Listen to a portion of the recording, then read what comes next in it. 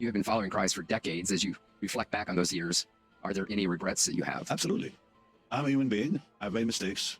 I remember Paul telling me he made mistakes by the truckloads. We all make mistakes.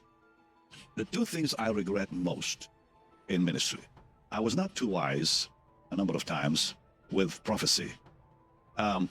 Number one, I had guests come to the crusades that I think brought harm to not only people's lives but also to my reputation, because their prophecies were not really prophecy. They went outside the borders of redemption. Because anything that's outside redemption is not prophecy. We know, of course, that prophecy is for edification, exhortation, and comfort, but it must be within redemption.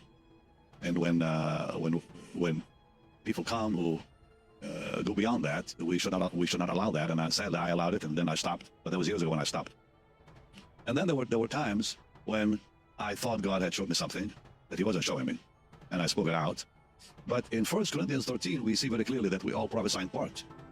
That means we don't see the full picture. And sadly, and I wish I can go back and fix it, but sadly, there were some prophecies I gave that were not accurate or from the Lord, but who's perfect? And for that, of course, I ask people to forgive me. I'm just human.